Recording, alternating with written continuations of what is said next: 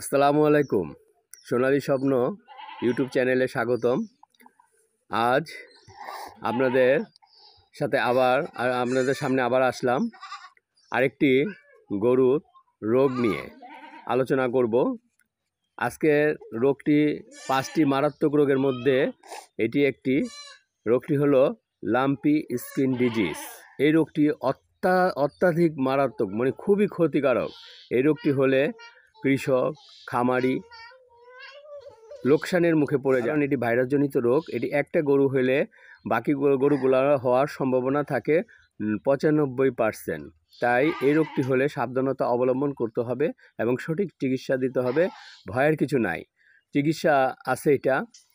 এই রোগের চিকিৎসা আছে। যদি সঠিকভাবে চিকিৎসা করেন তাহলে মৃত্যু হার খুবই কম। আপনি যদি অবহেলা করেন তাহলে মৃত্যু হার 90%, আর যদি অবহেলা না করেন তাহলে মৃত্যু হার অনেক কমে যাবে ইনশাল্লাহ। আল্লাহ অসুখ দেয়, আল্লাহ ভালো করার রাস্তা দেখায় দেয়। এখন হয়ে গেলে আপনি কি করবেন? এই রোগটি কিভাবে বুঝবেন যে আপনি এই রোগটি হয়েছে? লক্ষণ কি?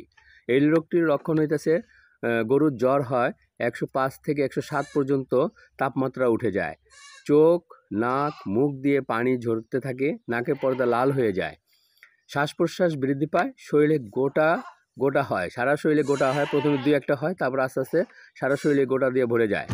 সিনার নিচে অনেক সময় পানি জমে। লাম্পি স্কিন হচ্ছে, লাম্পিটা হচ্ছে পানি থাকে, গোটার নিচে পানি থাকে, আবার সিনার নিচেও পানি জমে যায়। এইসব লক্ষণ দেখে আপনাকে বুঝতে হবে যে এটা লাম্পি স্কিন। আর গোটা উঠলে তো লাম্পি, এটা 100% শিওর হয়ে যাওয়া যায়। এখন আপনি কি চিকিৎসা নেবেন? দ্রুত চিকিৎসা নিতে হবে। এটার জন্য প্রথমে অনেকে বলে, ভাই অ্যান্টিবায়োটিক দিয়েন না, অ্যান্টিবায়োটিক দিলে ক্ষতি হয়, অমুক হয় তমুক হয়।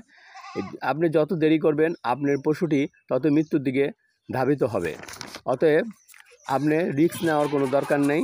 আপনি কী করবেন? আপনি এটা একটা অ্যান্টিবায়োটিক দিবেন, নর্মাল একটা অ্যান্টিবায়োটিক, পেনিসিলিন গ্রুপের, ভ্যাটোপেন অথবা কম্বিপেন অথবা প্রোনাফেন, এটা যে কোনো একটি পুশ করবেন পরপর 3 দিন। অথবা আপনি আরেকটা অ্যান্টিবায়োটিক ব্যবহার করতে পারেন এইগুলো না দিয়ে, মক্সিলিন ভেট বড় গরুর জন্য 2 গ্রাম আর বাছুরের জন্য 1 গ্রাম, এটাও পরপর 3 দিন দিবেন। অ্যান্টিবায়োটিক আপনাকে দিতেই হবে, না দিলে আপনি প্রতিরোধ হবে না, কমবে না, নাহলে মারাত্মক আকার ধারণ করবে। এটার সাথে একটা অ্যান্টিহিস্টার দিবেন, ডিলার্জেন ভেট অথবা র্যানাসিন 10 ml, এটাও পরপর 3 দিন দিবেন। এটার সাথে একটা ব্যথার ইঞ্জেকশন দিবেন, যেমন ফেভিনিল। আপনারা একটু মনে রাখবেন অথবা লিখে রাখবেন, জ্বর ব্যথা হয় প্রচুর, এই জন্য ফেভিনিল ইঞ্জেকশন 10 ml দিবেন পরপর 3 দিন। আবার আপনি অথবা দিতে পারেন, মেলবেট দিতে পারেন বা লক্সিকেম দিতে পারেন। লক্সিকেম অথবা মেলবেট, এগুলো 10 ml করে, যে কোনো একটা 10 ml করে পরপর 3 দিন দিবেন। আচ্ছা, আরেকটা বলছি যে লাম্পি গোটার নিচে পানি থাকে প্রচুর, এটা লাম্পি স্কিনের এটা একটা যে গোটার নিচে পানি থেকে পানিটা রিমুভ করার জন্য ইডিকিউর একটা ব্লাস আছে। এই ইডিকিউর ব্লাসটা আপনারা বড় গরুর জন্য প্রতিদিন একটা করে খাওয়াবেন পরপর 4 থেকে 5 দিন, এর বেশি না, 4 দিনের বেশি না। আর মাঝারো ছোট বাছুর যদি হয় তাহলে হাফ করে পরপর 4 দিন, আর মিডিয়াম সাইজের বাছুর হলেও একটা করে খাওয়াবেন পরপর 4 দিন, আর বড় গরু তো একটা করে খাওয়াবেনই পরপর 4 দিন। আচ্ছা, এটা আর বেশি খাওয়াবেন না, একটা করে খাওয়াবেন 4 দিন, 4 দিনের পর আর খাওয়াবেন না। এখন লাম্পির একটা মেইন ইম্পর্ট্যান্ট একটা ওষুধ আছে, এটা লাম্পির জন্য স্পেশালভাবে তৈরি করা হয়েছে। এটা হইতেছে নো লাম্পি পাউডার। এটা কৌটা আকারে পাওয়া যায় এসিআই কোম্পানির, আবার পলিব্যাগের আকারে পাওয়া যায় স্কোয়ার কোম্পানি, এফএল কেয়ার। তবে আমি সাজেস্ট করব নো লাম্পি পাউডারটা খাওয়ান, এসিআই কোম্পানির। এটা 100 গ্রামের পাউডার কৌটা। এটা বড় গরুকে খাওয়াবেন 20 থেকে 25 গ্রাম প্রতিদিন একবার, আর ছোট মাঝারো গরুকে খাওয়াবেন 15 থেকে 20 গ্রাম প্রতিদিন একবার। এটা 2টা কৌটা খাওয়াবেন, মনে রাখবেন, ভুল করবেন না, এটা 2টা কৌটা আপনাকে খাওয়াতে হবে। তাহলে এই পরবর্তী আর আকার ধারণ করবেন না, এবং যেটি হয়েছে সেটিও মনে করেন আস্তে আস্তে কমে যাবে। আর শ্বাসকষ্ট হয় অনেক গরু, এই শ্বাসকষ্টের জন্য ডাইলোরেস ভ্যাট সিরাপ আছে। এই ডাইলোরেস ভ্যাট সিরাপটা আপনি খাওয়াবেন 25 বড় গরুর জন্য 20 থেকে 25 মিলি প্রতিদিন 2 বার, দিনে 2 বার, 20 থেকে 25 মিলি দিনে 2 বার। আর ছোটো গরুকে খাওয়াবেন 15 থেকে 20 মিলি দিনে 2 বার। মনে আপনি স্কিপ করবেন না, মনে রাখার চেষ্টা করেন, লিখে রাখেন। আর গোটা ফার্স্ট বেড খাওয়াবেন, জ্বর থাকে তো ফার্স্ট বেড খাওয়াবেন, এই সকাল একটা বিকাল একটা ফার্স্ট বেড খাওয়াবেন। আর 3 দিন আপনি ইঞ্জেকশন দিলেন, ব্যথার ইঞ্জেকশন দিলেন, এই যে ফেভিনিল, তারপরে অথবা মেলভেট অথবা লক্সিক্যাম দিলেন। 3 দিন পরে আপনি ব্যথা তাও থাকবে, এটা কিন্তু অনেক দীর্ঘ সময় নেয়। তখন আপনি PK5 ট্যাবলেট আছে 100 গ্রামের 100 মিলিগ্রামের PK5, মানে 100 পাওয়ারের। এই PK5 বড় গরুর জন্য প্রতিদিন একটা করে খাওয়াবেন, আর ছোটো গরু বাছুরের জন্য হাফ করে প্রতিদিন খাওয়াবেন। তাহলে ওর শরীরে ব্যথা ট্যাথা এগুলো সব রিমুভ হয়ে যাবে। মনে রাখবেন 3 দিন তো আপনি ইঞ্জেকশন দিবেন, 3 দিনের পর এই যে PK5 ব্যথার ট্যাবলেটটা খাওয়াবেন। আর অ্যান্টিবায়োটিকও চলবে 3 দিন পরে, ইঞ্জেকশনের পর 3 দিন পরে চলবে। আপনি কী অ্যান্টিবায়োটিক দিবেন? আপনি মক্সিলিন ভেট সকাল একটা বিকাল একটা খাওয়াবেন বড় গরুর জন্য। আর বাছুরের জন্য খাওয়াবেন হাফ করে দিনে 2 বার। বড় গরুর জন্য একটা করে দিনে 2 বার, আর বাছুরের জন্য খাওয়াবেন হাফ করে দিনে 2 বার। তাহলে ইঞ্জেকশনের 3 দিন পর কিন্তু ট্যাবলেট চলবে মক্সিলিন ভেট। আর ওই ব্যথার জন্য চলবে PK5। আর ফার্স্ট বেড তো খাওয়াবেনই, সকাল একটা বিকাল একটা। আর শ্বাসকষ্টের জন্য তো ডাইলোরাস বললাম, ডাইলোরাস ভেট। এটা বড় গরুর জন্য তো বললাম যে 20 থেকে 25 মিলি করে দিনে 2 বার, ছোটো গরুর জন্য 15 থেকে 20 মিলি করে দিনে 2 বার।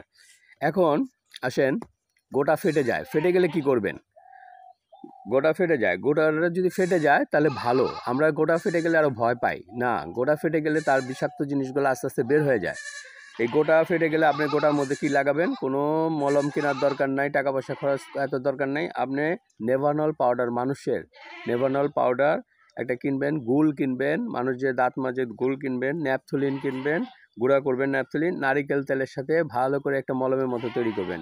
এটা দিনে 2 বার, কমপক্ষে 1 বার লাগাবেন। তাহলে দেখবেন গোটাগুলো আস্তে আস্তে রিমুভ হয়ে যাবে।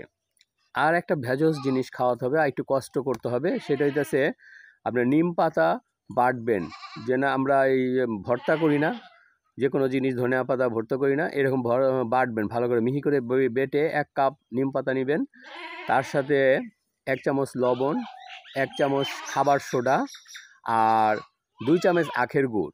এগুলা একটু পানিতে মিশিয়ে বোতলে ভরে গরুকে দিনে 1 বার খাওয়াবেন। কমপক্ষে 5 থেকে 7 দিন খাওয়াবেন। এইটা খাওয়ালে গরু মনে করেন দুর্বলতা থাকবে না, খিদা থাকবে, খাওয়া নষ্ট হবে না, রুচি নষ্ট হবে না, হ্যাঁ, এবং রোগ প্রতিরোধ ক্ষমতা বৃদ্ধি পাবে। তাহলে আমি যে কথাগুলি আপনাদের বললাম, আপনারা একটু মনোযোগ সহকারে দেখেন, তারপর আরেকবার আবার অন করে দেখেন এবং লিখে রাখেন। এর বাইরে আর কোনো নাই। হ্যাঁ, তারপরে আসে বাছুরের যে গোটাগুলা পেকে যায় বা ঘা হয়ে যায়, তখন বাছুরকে আপনারা এই মক্সিলিন ভেটটা না দিয়ে আপনারা অন্য একটা জিনিস দিয়ে ট্রিটমেন্ট করতে পারেন ইঞ্জেকশনের পর। সেটা হইতেছে মানুষের ওষুধ, আপনি ফ্লুক্সাসিলিন গ্রুপের ফ্লুবেক্স সিরাপ অথবা ফ্লুক্স সিরাপ। এটা বাছুরকে খাওয়াবেন। ছোটো বাছুর হইলে 1 চামচ করে দিনে 2 বার, আর একটু বড় বাছুর হইলে আপনার ছোটো বাছুর হইলে 1 চামচ করে দিনে 2 বার, আর একটু বড় বাছুর হইলে 2 চামচ করে দিনে 2 বার এই সিরাপটা খাওয়াবেন। তাহলে ঘাগুলো টেনে যাবে। আর তাহলে ওটা একদম বাছুরের জন্য আপনি করা লাগবে না, মক্সিলিন ভেটটা না খাওয়ালেও চলবে, কিন্তু বড় গরুকে আপনি মক্সিলিন ভেট দিয়ে ট্রিটমেন্ট করতে হবে। হ্যালো ভিউয়ার্স, তাহলে বললাম মনোযোগ সহকারে শুনেন, দেখেন এবং লিখে রাখেন। আপনার নিজের গরু আপনি নিজে চিকিৎসা করেন, হ্যাঁ, কেন ডাক্তারকে পয়সা দিবেন অযথা? এই ডাক্তাররা কিন্তু এগুলাই দেয়, আবার কিছু কিছু ডাক্তার কিন্তু তাও দেয় না। অতএব গরুগুলা মৃত্যুর মুখে ধাবিত হয়। তা এটাই পারফেক্ট চিকিৎসা, এবং এই অসুখটা সহজে ছাড়ে না, 10-15 দিন টাইম লেগে যায়। তা আপনার নিজের গরু যদি নিজের চিকিৎসা করেন, ইনশাল্লাহ কোনো ভয়ের কিছু কারণ নাই। আমি যেভাবে বললাম সেভাবে আপনি চিকিৎসা করেন, দেখবেন আপনি গরু আল্লাহ দিলে সুস্থ হয়ে গেছে। তা ভিউয়ার্স, আগামীতে আবার আরেকটা রোগ সম্পর্কে আলোচনা করব। তো লাম্পির কিন্তু ভ্যাকসিন আছে, ভ্যাকসিন দিলে সবচেয়ে ভালো। ভ্যাকসিন দেওয়ার চেষ্টা করবেন। ভ্যাকসিনগুলো অবশ্য ইন্ডিভিজুয়াল পাওয়া যায় না, 20টা গরু 50টা গরু এরকম করে ভ্যাকসিন আপনারা এরকম একত্রিত হয়ে ভ্যাকসিনগুলো দিবেন। আশেপাশে কোনো ভেটেরিনারি চিকিৎসক দিয়ে অথবা নিজেরাও দিতে পারেন, কোনো ব্যাপার না।